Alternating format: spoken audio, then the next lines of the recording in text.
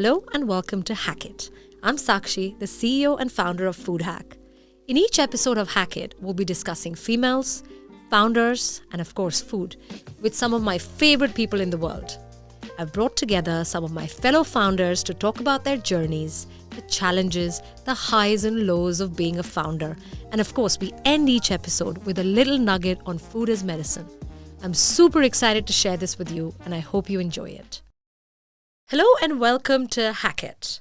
In this episode, I want to introduce you to a dear friend, an old colleague from my past life from SoftBank Vision Fund, my lovely friend, Nahoko. Nahoko, thank you for being here. We really appreciate it. I would love to start with you sharing your story with everybody. Thank you, Sakshi. It's a pleasure to be here and to see you like this. So I've known Sakshi for more than 5 years, and that's how long I've been doing this investment job. I joined the SoftBank Vision Fund a bit more than 5 years ago, and it's a late-stage growth, the usual tech investing in anything more in software than hardware. But that's how I moved to London 5 years ago, and I've been here since. My story in a nutshell, I guess I started in Japan. I'm Japanese, native Japanese, and I had the opportunity to study abroad, to go all the way to New Mexico in the US to do some boarding school stuff. And then I decided that I need to change continents, so I came to London to the university. And then I missed home, so I went back to Japan, joined an investment bank, did the usual finance stuff. That was fun, went to business school, got an MBA, and then I jumped to the buy side doing public investments. That was a bit boring. I didn't like it. I needed a change, so I went to a pastry school in Paris, did a course, wanted to become a patisserie. Didn't happen, but I ended up landing a job in a startup, which was based in Washington, D.C. It did very early stage AI stuff. That was fun. I think for the first time, I understood what it is like to be on the other side of the table. And after 2 years, my shares vested. I was looking for the new opportunity, and I found this job. So ever since, I've been here. Amazing. And what's it like? What's it like to be at SoftBank? So by the way, I get asked this question all the time. So it's the first time that I am asking this question to someone else. It's been 3 years since I left SoftBank. Yeah. And, I think everyone knows SoftBank is not just any tech, growth equity fund. It's quite special, right? In that sense that it was the first one, compared to the normal VCs like Sequoia and Andreessen and, all the big names. It was the first one to actually raise that massive $100 billion fund. It was highly controversial, right? Can you make returns on those checks? Can you make return on those stages? Can these companies ever be profitable? And I think SoftBank proved some of those theories right, some of those theories wrong, right? In many senses. And Masa's very special. You having lived in Japan probably know him even better than I do.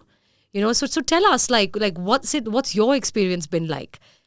Definitely the Vision Fund made a big wave when it raised that big $100 billion fund. It changed the way people do investing. And because of that, we got a lot of attention. Everyone was talking about WeWork, everyone was talking about Uber, how you make decisions, what kind of guy is Masa. No one really knew, right, from the outside. Yeah. But, from the inside, as it's pretty usual stuff happens, right? You have the normal, the politics, the decision makings, you have to do your analysis, you have to do your job. So it's pretty routine in the sense, but I think what I really appreciate is that you get the opportunity to do whatever you want. Yeah. There's no limits to what you can do because the fund is so big and because you get access to all these founders and opportunities. Yeah. No, absolutely. I mean, for me, that was definitely also, something that I really appreciated while I was at SoftBank was that no idea is a crazy idea. No dream is a big, too big to happen kind of dream, right? So I think that gave us an opportunity to go deep into subjects that no one else dared to look into. Like we were looking at AI way before anybody else, was looking at AI, or robotics or, IoT or whatever. And, at the end of the day, Masa did turn out to be right. He's been talking about AI for the last, I think, better part of the last decade, I would say. Since I joined SoftBank, he had a big thesis on AI and, was criticized for it. And look where we are today, right? AI has been the savior of the industry. Yep. So that's why I think he is very special. I think all of us we're human beings. We have our strengths, we have our weaknesses, right? I'm sure he does too. But yeah, working with him, for him, he's quite special. Yeah, he's always ahead of the curve. That's why people His intuition. Understand him. Yeah, exactly. Yeah. He takes very bold decisions. Yeah. Which makes people uncomfortable at times. But then, especially he has been in right consumer. a couple of times. Right. I think especially in consumer, he's just got these intuitions based on his experiences as an entrepreneur, as an operator. And yeah, he just has conviction and he sticks with it. So let's talk more about, just women, being a female in a very male-heavy environment in finance. Yeah, it's not easy, right? Definitely not easy. It's a very high-demanding job. I think so tech investing for me is you need to be good at both the analytical side, you need to have the skill sets and be very good at that. But at the same time, there's a lot of EQ required. So it's all of the interpersonal skills. That means that you have to be at dinners and drinks and network. And it does require a lot of travel as well. So I'm on the road probably at least every month, right? So to maintain all of that, and by the way, I mean, you're a mom, I'm a mom, I have a 4-year-old son, a single mom actually. So, it requires a bit more of managing your 24 hours more than, I don't want to generalize about but men. Yeah. So doing all of that and maintaining a job and being always acute and alert at the job is hard. It's challenging. Yeah. Now in terms of dynamics in the boardroom, in the office, it happens in every other industry, but because you do have a lot of high energy type A people who are perfect at everything, I think it's not easy being a female, and I'm not extroverted either, to open up those, to crack open these opportunities and make good relationships, do deals. It's not easy. So I mean, I really appreciate you being there because you need to kind of help each other out. It helps, right? Having not only yourself but another female person in the room. Absolutely. Yeah, I mean, I fondly remember those times when I think at some point we had a pretty okay balance in the team where I think it was you, me, Liz. And I think maybe on the other team there was 1 or 2 others. Yep. But at least on our team we had 3 females, and I think how many men? Maybe 5 or 6 or 7 men. But Probably still, at more. least there was, more than one of us. Yeah. And we would often go for our lunch catch-ups or we would go for our, evening, whatever, drinks. And, I think... I think, men do that a lot more. Yes. Right? Naturally. Especially in finance, on Fridays, they look forward to the pub, and they do that on a weekly, bi-weekly, even once a monthly basis.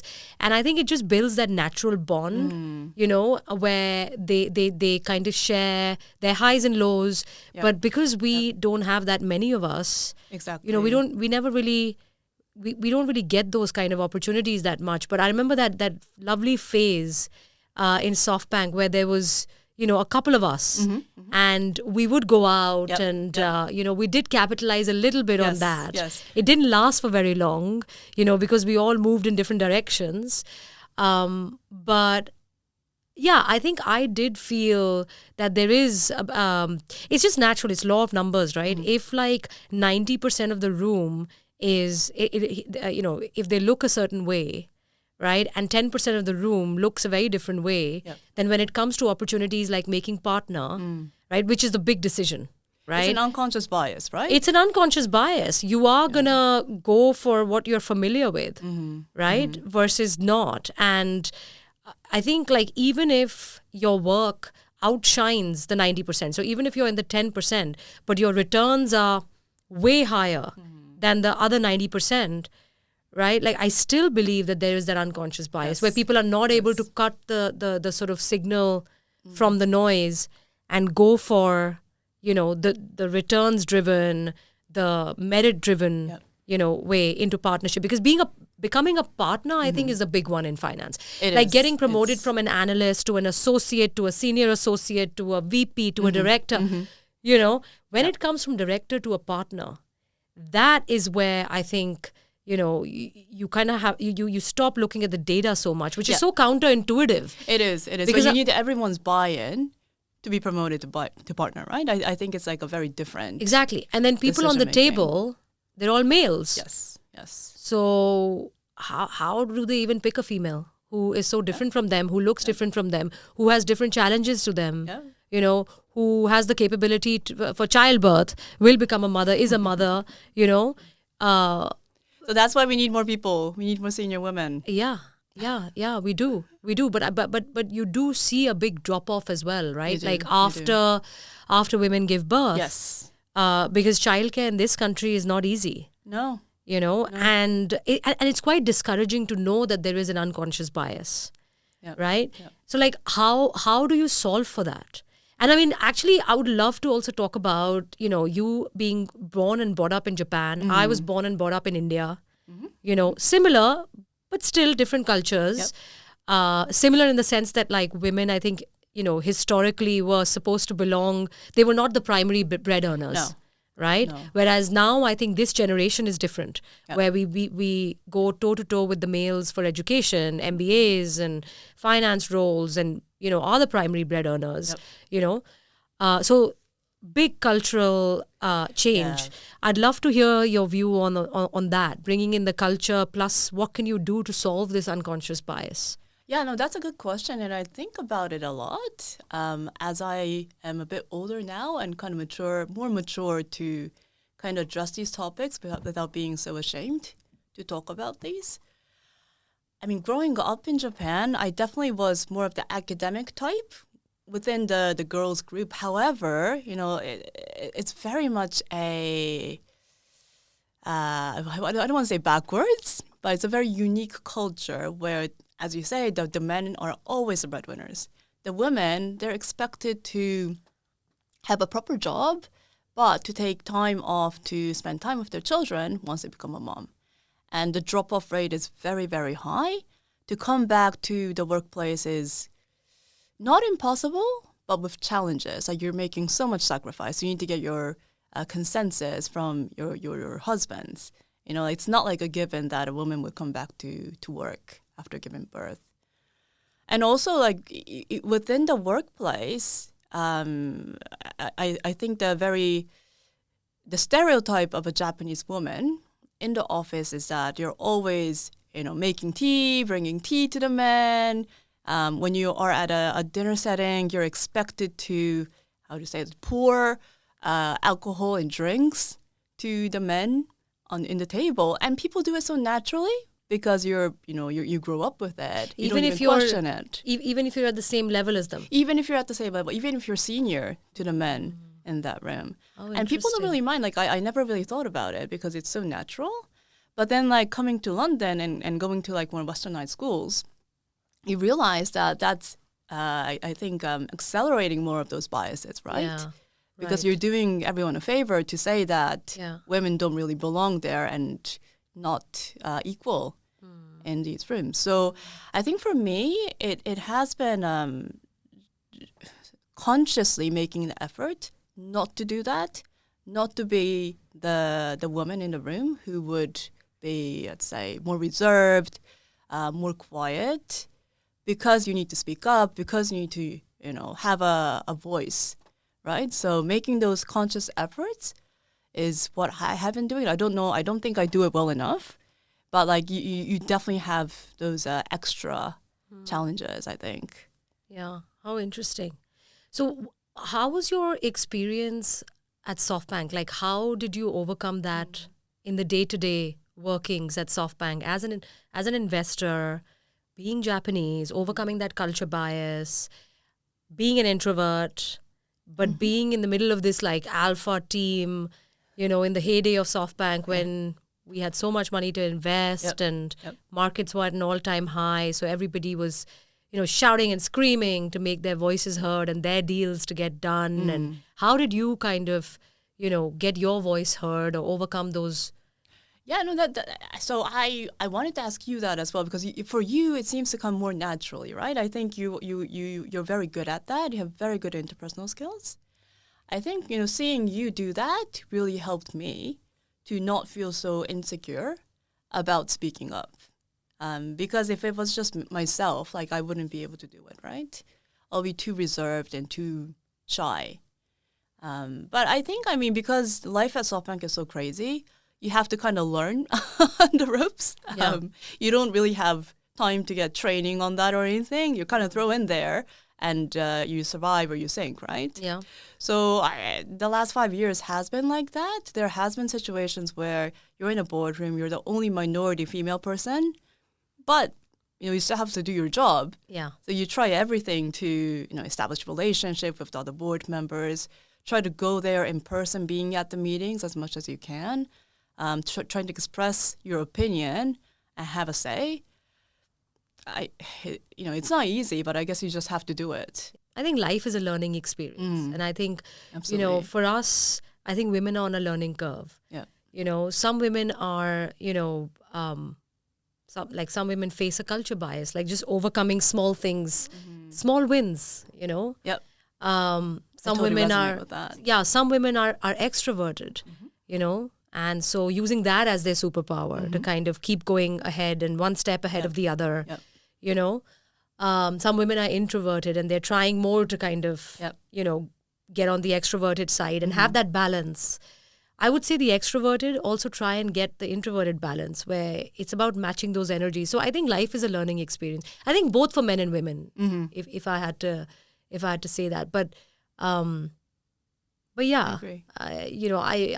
I do think maybe being a woman and being on this learning curve, being a mother, you have to make sacrifices. Yes. I'm not so sure if men do. I'm sure some do, but I feel that every woman, who's chosen this path where she is the only woman in the room, whether as an entrepreneur or as an investor, I feel that there are sacrifices. No, I agree. And I think the biggest learning that I've had after having a child and coming back to this life is that you can't be perfect all the time. You just don't have time for that, right? Like I think I've learned to be happy with 75%. Yeah. If it's 75% good, it's satisfactory. Yeah. And those small wins, as you say, you just need to accumulate it to make sure that you feel good about yourself, that you feel like you're progressing and learning. Yeah. And, looking back, I think that was a good experience to have, right?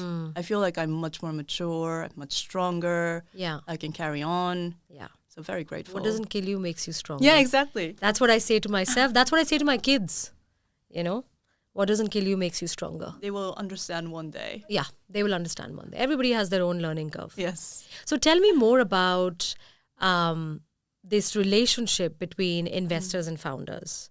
When you meet a founder, what is it that you like in a founder that kind of, gravitates you towards, like, let me do due diligence on this business because there's something here? So that's a $1 billion question, right? And I think I'm still learning, especially on this point, because it's hard because I've been burnt in the past. We've had some good successes in the past as well. And it really, at the end of the day, it's a human business. You meet someone, do you trust this person? Do you trust this person to run a company? Yeah. Do you want to support and, contribute to the company, to the success? You don't know. It's not like speed dating, right? So it's a process that is different every time. But I think for me, it really, we can talk about the product market fit and, the TAM and the growth potential and all of that. But the bottom line is it's really the high energy that the founder will bring, because you do need to have that, energy to hire people, you sell your product or your service. And it's not easy. It's not easy. Yeah.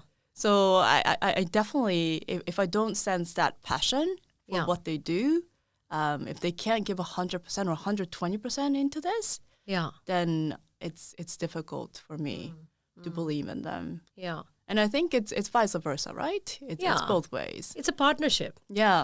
right? Yeah. Because then once you invest, then you sit on the boards. Mm-hmm. So tell us more about that. So like, creating a board, creating an advisory board, independent directors, tell us what your ideal setup would be or advice would be for a founder.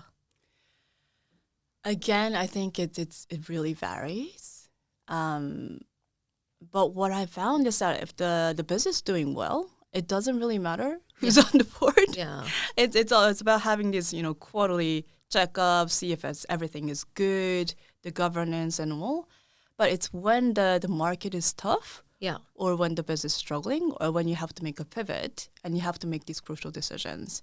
And for that, I mean, in textbook, you read that diversity is very different and very important. You should have different perspectives. It's going to help you in the long term. Yeah. I didn't really, I believed in that, but I thought, okay, that's just that's written. But because of 2022 and 2023, those tough years that some of my portfolio companies have been going through, I think it really helped to have a diverse board who have board members who are not shy to challenge, even if it means that you have to make a big pivot that is very uncomfortable. Sometimes it means that you have to reorg or cut costs or streamline your business. But because we had those discussions, what the outcome was, everyone felt comfortable that you're all in it and very committed. So diversity, I think, I mean, it's talked about it all the time, but in reality, I think it's underestimated, and I cannot emphasize more. Yeah, that probably makes sense because, I think when you come from a different culture, there is a certain level of empathy, that you bring to the table. So that totally makes sense. And then tell us more about power dynamics. Like I've been part of boards where, it's just a board for namesake, right? And literally all the power is in the founder and there is there's voting, but no one has, enough votes to outvote the founder. Right. And I've been in parts of boards where vice versa, so tell us more about that. Like what's a healthy, how much is the board's influence, on the company? Like, how comfortable are you kind of going up against the founder? Is that really your job? Like, tell us more about that. Yeah, so I'm thinking about this very particular case where, remember, you and I and Liz, we went all over to Kansas City to diligence a company. Yeah. That was a very eye-opening experience, right? It's in the middle of the U.S. and very unique founder board dynamics. Yeah. It was very different from what we expected, right? Yeah. Not specifically about that case itself, but I think in general, for me personally, I don't think it makes much sense to go up against the founder per se, because you do need to respect someone who has created something. It's their baby. Yeah. And they've devoted everything in their life, right? And then as an investor, especially a late-stage investor coming in, I don't know, 7 years, 10 years, 15 years after the launch of the business, and to come in and challenge some of the decisions, which you kind of learned in your 6 months crash course. Yeah. I wouldn't take it so lightly to do that.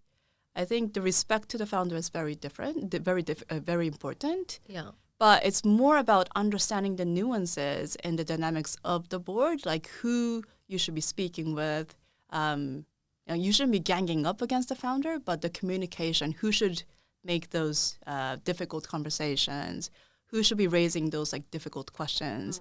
I think you need to understand that and position yourself where you feel that is your best fit. Does that make sense? Yeah, no, absolutely. I think there is that fine balance. I mean, being part of founder's board is that you are the sounding board for the founder, where when they're making big decisions, they would love to get your view on it. and they would love you to challenge it where necessary, but support them where necessary. But it is that fine balance because there is a power dynamic, especially as the company grows older. And some people want to say things just to make a point, whereas some people say it genuinely, So I think, I think creating your board, I think it needs interpersonal skills and relationships, in my opinion. Yep. Which is exactly what you're going through right now, I guess. Yeah, absolutely. Yeah, I mean, I'm actually now thinking of, creating a board because we've been doing this. So far, I've not needed to create a board because I knew exactly what I was executing. But I think as we now think about expanding the business, we've actually just launched our AI app for the consumers, and as we think about expanding this beyond the UK, in different countries now, you need to bring in some smart people, some independent directors.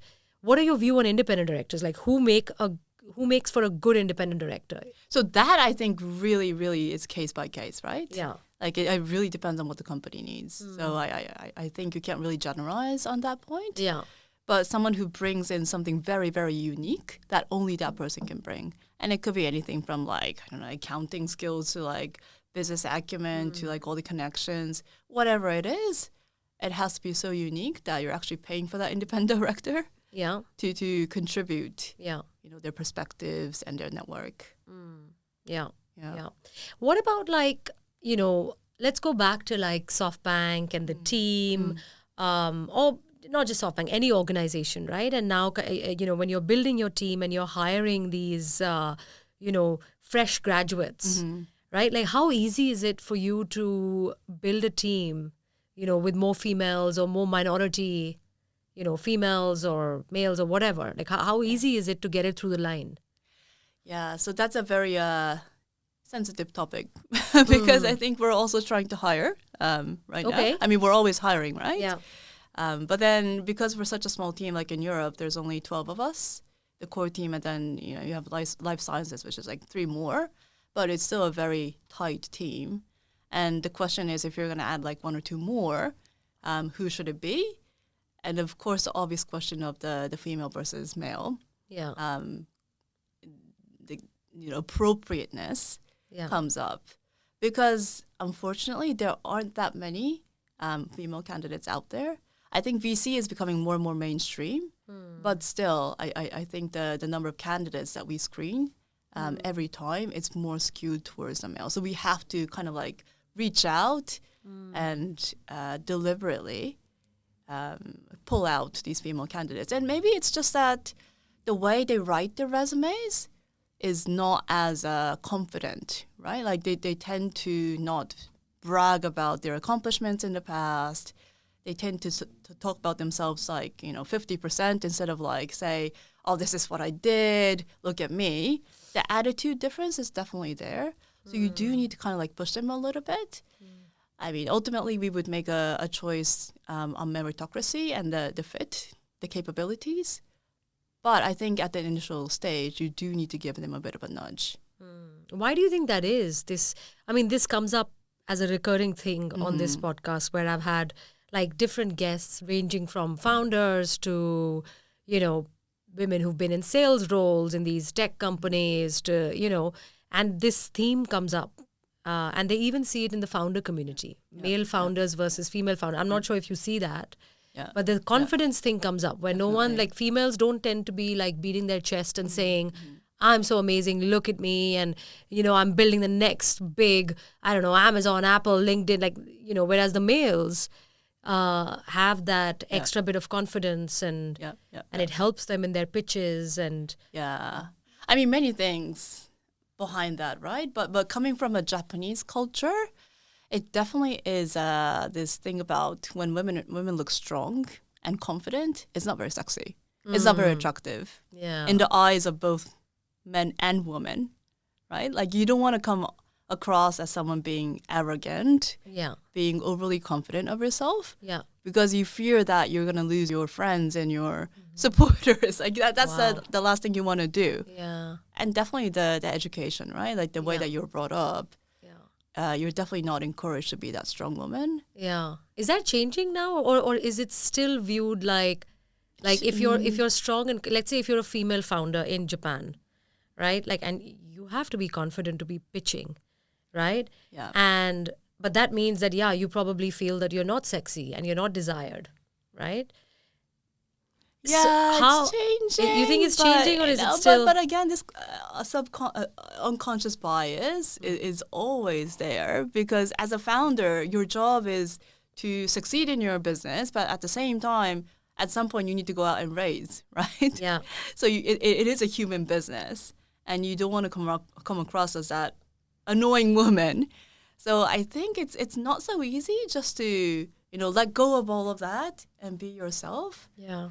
I mean, the more female founders, entrepreneurs that you would have, it would make it much easier. Yeah. But at the beginning, like especially now, I mean, I feel I have so much respect for the people who are actually doing it. Yeah. Yeah. Not easy. It's not easy, and that's one of the reasons we started this podcast, is to have these candid conversations, to understand that, look, it's not easy. Yeah. The world is not easy, life is not easy. No. But that's the beauty, right, of life, is that you go through this really tough road, and maybe you find someone like yourself, Right. you become friends, the road becomes easier, for a little while. You take those learnings and now you're sharing it, with the wider community who might be on the road by themselves, but know that the more you're on that road, the more you're going to find someone like you on that road. So we need more females. Don't give up. If you want to be with your child after childbirth, totally understandable. But if you have that ambition, there's ways around it. Talk to people. There's always hacks. Like I tell my team, like being a startup, we make stupid mistakes all the time, right? Like we don't like to spend money on like lawyers, for example. So we tend to read contracts ourselves, and then we tend to like sign these stupid contracts that don't have a termination or like a notice period, right? And then like you'll find my team saying, we don't have a choice, guys. Like this is it, we're stuck. And I'm like, there is always an answer. There is always a solution. We never say this. And it's the same thing I say to my kid. Where it's like, no, but it's done. Like I failed. I'm like, no, we never give up. There's always an answer, right? So I think it's the same thing that goes for this female community, is that just one step ahead of the other. Like, and by the way, I'm sure males have their own challenges. Absolutely. Like bringing in cultures, being the pressure of being the primary bread earner. Like God knows, they might have their own challenges. I mean, they're lucky that they have a whole community around them who looks like them, who have the same challenges. They talk about it, or they don't, or they drink about it, whatever, right? I think we need to create that. Yes. Yes. And we need to create those good experiences, where, you just one step ahead of the other. Yeah, I you agree. don't give up. Small wins, exactly, not giving up, and then it might lead you somewhere that you don't expect, right? Yeah. That's the beauty of life. Yeah. And I feel like being female, you have that period where if you do decide to give birth, then it's a big transition. So you get that opportunity for free to learn. Yeah. So you should cherish it and enjoy it. Yeah, true. Absolutely. And I think it's tough. Like I don't want to take it away, because I feel that I'm surrounded by people, half of whom have managed really well after childbirth and half of whom haven't, and I'm close enough to both the groups, but I can't pinpoint exactly why the group hasn't found it, easy enough to come back into the work. And like some women I know who are like, outperformers, have always been in their life, first in their class, first in their college, dean's list and director's list and all of that. And suddenly childbirth and boom, it's like they've taken a massive fall, and I can see they're putting one step ahead of the other, right? But like suddenly, but they're not outshining anymore. And they're used to being outshining in every situation they've been in. But that's okay. No, if they're happy with it, exactly. Maybe it's an epiphany where they decided that I want to be, spend more time with my child, and that's absolutely fine, right? Yeah.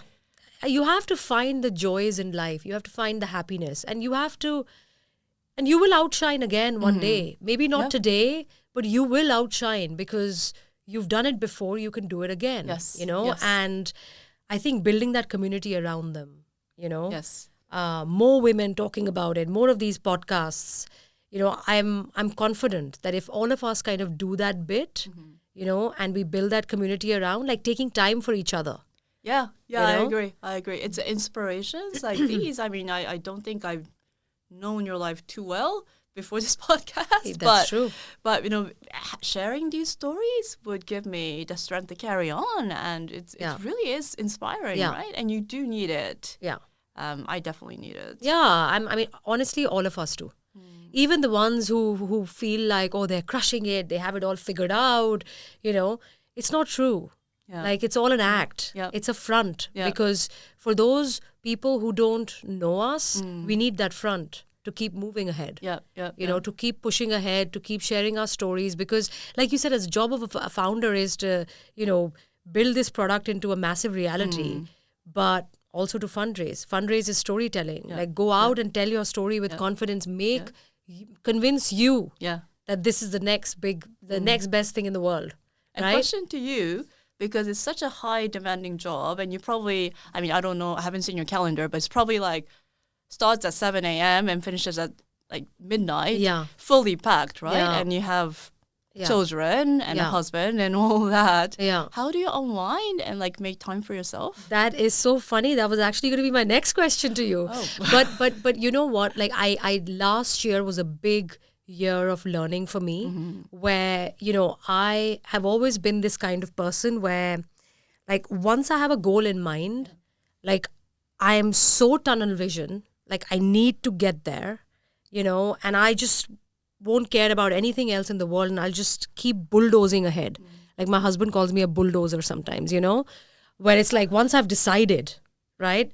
But then it doesn't really work when you're a founder and a mom and a present mom, because suddenly you start to put yourself right at the end of the queue. Yep. Right? Because everybody else is more important than you. And culturally, I come from India, similar to you, right? Like, I've seen my mom being the homemaker. She was a working mom, but still, the primary responsibility of the kids and home was hers, right? My dad was the primary bread earner, but she was a secondary bread earner, but her primary responsibility was the home.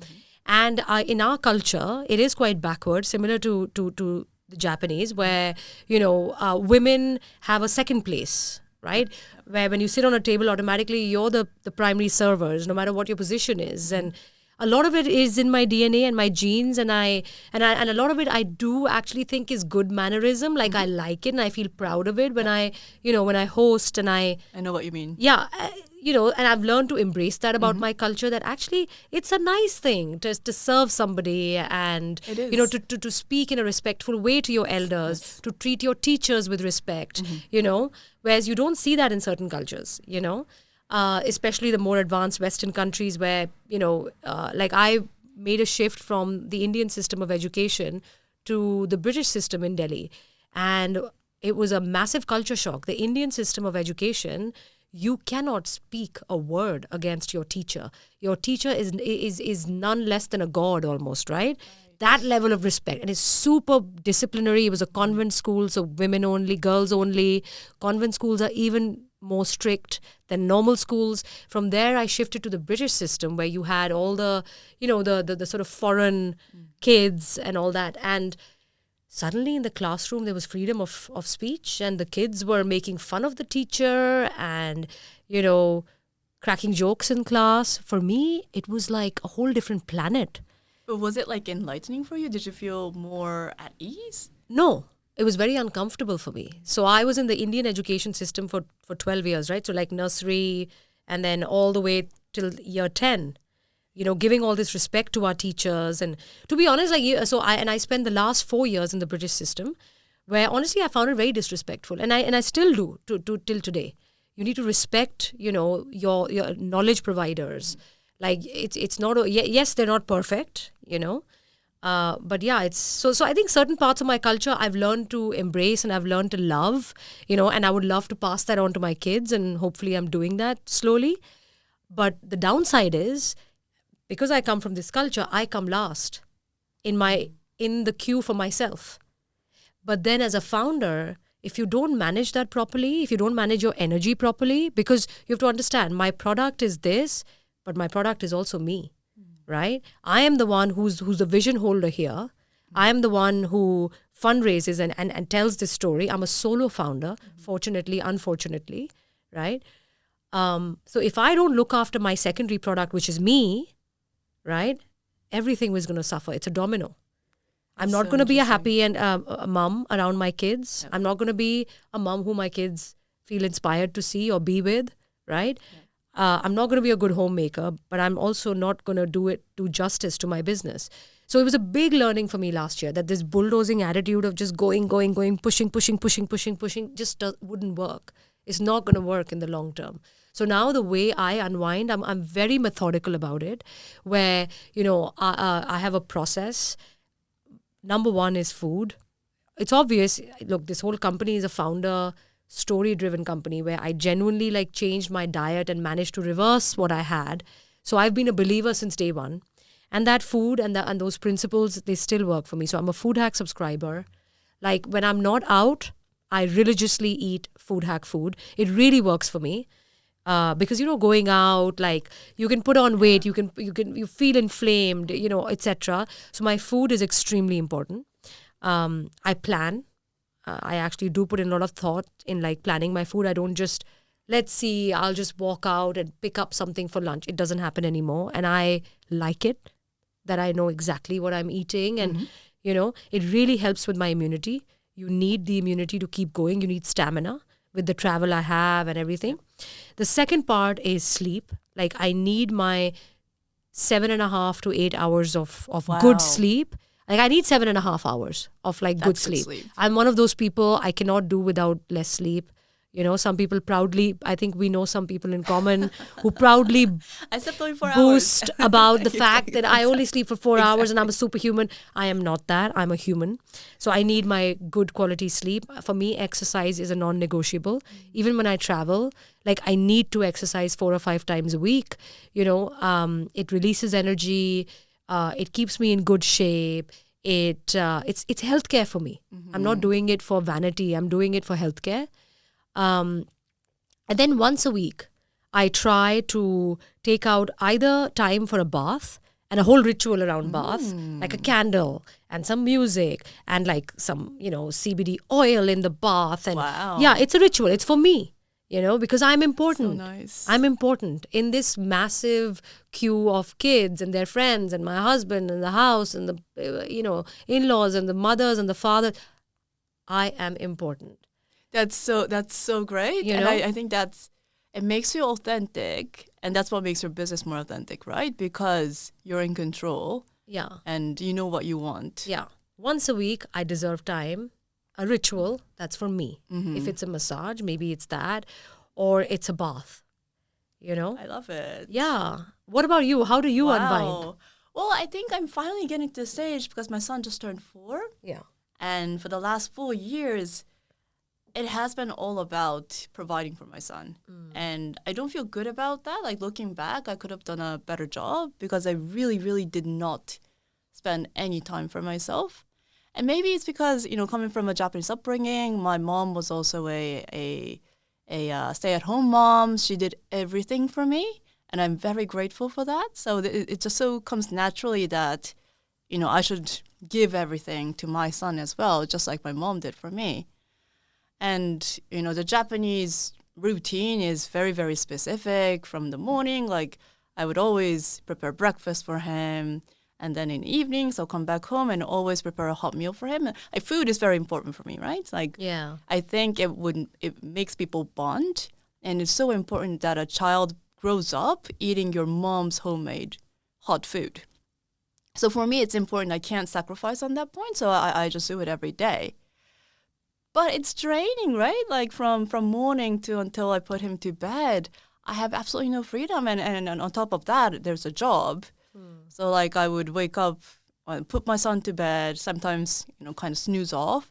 But then I'll get myself up at 9 and check emails and do work calls. But because of that, I don't think I cared enough for my health and also my mental well-being. Yeah.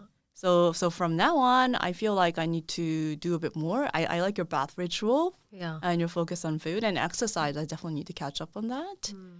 But yeah, I definitely need to make time for myself deliberately. Yeah. Because your schedule just gets so full.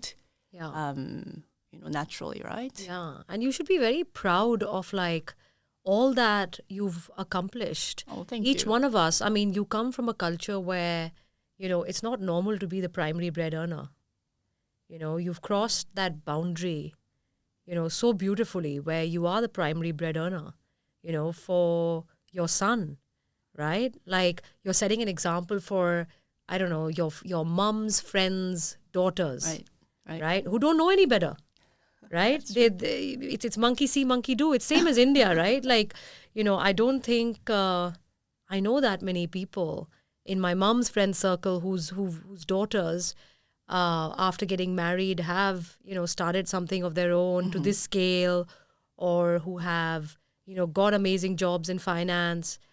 So we have to continue to break these boundaries, and you've done that. You're the primary bread earner, and you are still able to inculcate the values in your son that you grew up with from a homemaker. So you're able to be both a primary homemaker and a primary bread earner. I try, at least. I'm definitely not there yet. I'm sure you're doing an amazing job because I can totally relate. Like there are certain, qualities from our cultures that we appreciate. Yeah. And when we appreciate them, we bring them to the table somehow. Yeah, because I'm so proud, and you're so proud of your culture too, right? Yeah. So I think you should be so proud. And this ritual, maybe it's a bath ritual, maybe I've also happened to have tried some of your amazing food. Like I still remember that amazing Japanese meal that you had prepared. It was phenomenal. So maybe your ritual is, a full-blown, massive, authentic Japanese meal for yourself. Or maybe it's baking, or maybe it's a bath, or maybe it's, I don't know, whatever, right? But like, or even if it's exercise, right? Yeah. But like, make it a ritual to celebrate you. Because you should be proud. You've broken so many boundaries and recreated the rules of life, right? I deserve a bath, right? Yes, you deserve a ritual. You deserve a 13-course meal. I need some guests for that meal, so I definitely invite you over. That would be amazing. Very, very good cook, by the way. Anyway, so tell me, which women are inspiring you right now? Maybe we can end with this question. Oh, I haven't thought about that. Wow, tough one. I don't know, you? Like, you're definitely someone that I look up to, right? That's so kind. No, I'm speaking the truth, because the way you maintain that energy, despite your very busy life, is inspiring. I think that's what I need to learn from you.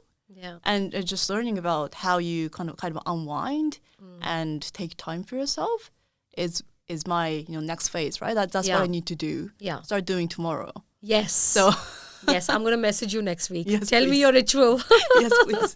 I need to think about Maybe I can switch up my bath ritual. That's amazing. Yeah, but all the moms, I think, that has helped me get through tough times over the last 3-4 years. Everyone has, gone out of their way, and to have that kind of generosity, the mental capacity is beautiful. Yeah. So yeah. That's amazing. That's so nice to hear, actually. What a high to end this on.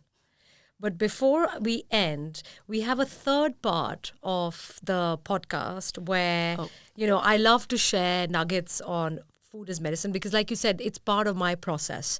It's part of like how I generate energy. Like food is like top of the list because you consume food like 3, 4, 5 times a day, depends. What kind of a eater you are. Maybe you eat small meals, but like 5 times a day, or you eat like 3 big meals, or you fast, or you eat 2 big meals. But you're constantly consuming things and putting things in your body, right? And your internal organs, like your body is your temple. These organs are what have to work properly to give you the energy. Because if you don't have physical energy, right, like you won't have the mental energy since your gut and mind are connected with like over 1,000 neurons, right? So you can't think straight. Right? And then if you don't have physical energy, you just won't have the emotional energy, right, to keep going. So for me, like food is such a big part of it. And I know that, everyone's like, let's talk about, I don't know, broccoli. Everyone's like, oh yeah, broccoli is super healthy. I'm sure it's got good stuff. Let's just introduce it. That's easily done. But I think for me, I love pulling out nuggets from our AI engine where we look at clinical research and we really understand the benefits of a certain thing. Let's take broccoli today, right? And then next time we think about what veg we should include in our stir fry, or what veg we should include for our kids, or, you think you relate with those benefits, and then you find new ways of introducing them, and you love to enjoy them. Because food for me, and I'm sure it's the same for you, food is love, it's enjoyment, right? So I love sharing these things. So let me share with you what our engine pulled up on broccoli, right? We found like 80 results from different clinical research.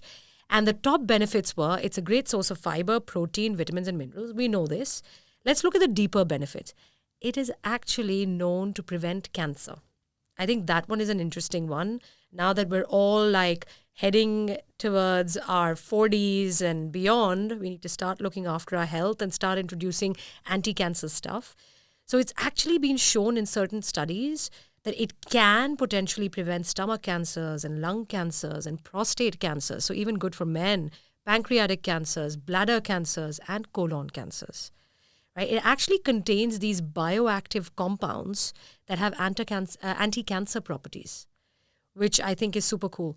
It's a chemoprevention agent against various cancers. Also good for cardiovascular disease, neurodegenerative, and diabetes. So this is why, broccoli is so special, and we should try and incorporate that in our diet.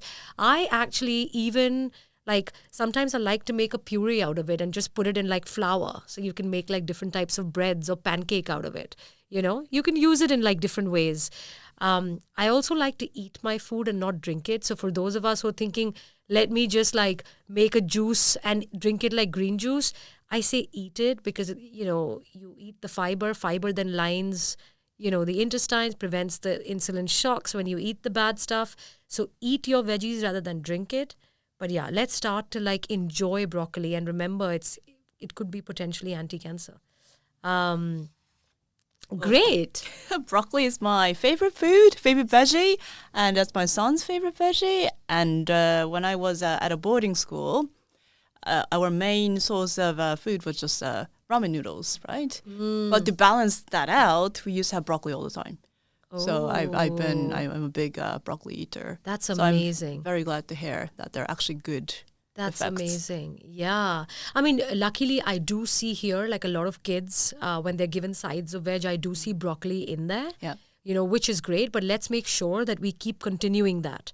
Because I feel like in India, I kind of somehow lost broccoli when we were growing up. Also, it's not really a locally grown seasonal vegetable in India. But yeah, let's make sure that our kids continue to kind of enjoy that and find fun ways of incorporating broccoli. Right? Yeah. Amazing. Thank you for listening to Hack It. I hope you enjoyed the insights and stories that we shared today. Are you hungry for more? Follow us on Instagram at The Foodhak. That's a hack without a C. Or subscribe now to be the first to hear about our next episode when it drops. See you next time.